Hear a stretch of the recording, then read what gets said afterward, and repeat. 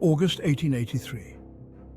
Imagine the volcanic island of Krakatoa nestled between the islands of Java and Sumatra, a sleeping giant about to awaken. After months of tremors and seismic whispers, Krakatoa finally roars. On August 27th, nature's fury is unleashed in an eruption of apocalyptic proportions. Scalding gases, molten rock and ash as dark as night are launched miles high, turning day into night. The sea, once serene, revolts into colossal tsunamis, engulfing everything in their path. The island of Krakatoa, once a tropical paradise, is obliterated, leaving only a ghostly void. The fury of Krakatoa echoes across the planet, seismic shockwaves reverberate around the globe, and the global climate is marked for years by the giant's fury. Imagine a roar so intense, so deafening, that it defies the very human capacity for hearing. The Krakatoa explosion produced the loudest sound ever recorded in history, a boom heard over 3,000 miles away. On the Rodriguez Islands, in the middle of the Indian Ocean, and even in distant Australia, the sound echoed like infernal thunder.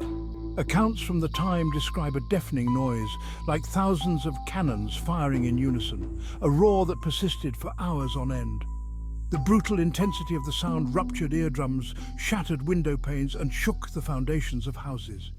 In the Sunda Strait, sailors aboard their ships miles away felt their eardrums pound and their ears bleed from the sonic violence.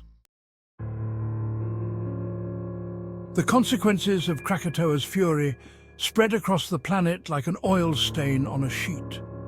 Millions of tons of volcanic ash were launched into the atmosphere, forming a dark veil that blocked sunlight and plunged the world into a ghostly twilight.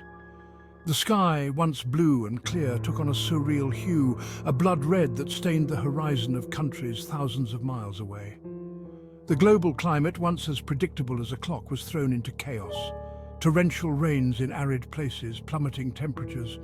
The world felt nature's fury in every drop of rain, in every cold breeze. The Krakatoa eruption was a brutal reminder of our planet's interconnectedness, an echo of nature's untamable power. A decade has passed since the fury of Krakatoa.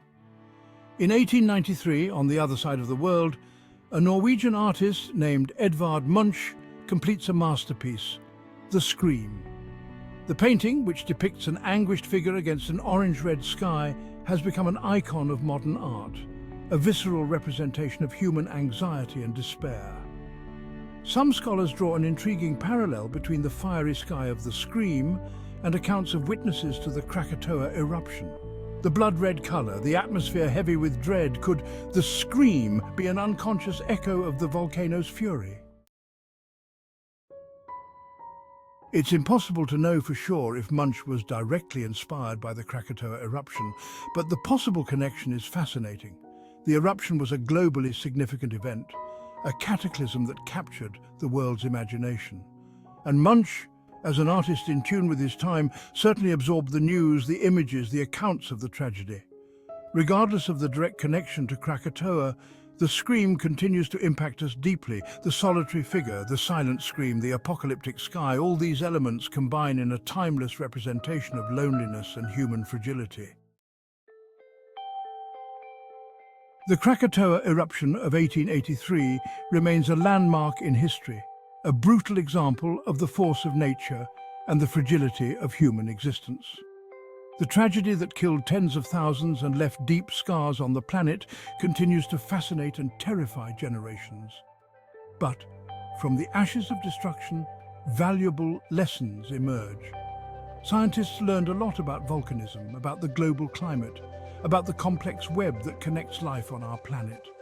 And artists like Munch found inspiration in the terrible beauty of the event, creating works that transcend time and challenge us to confront our own mortality.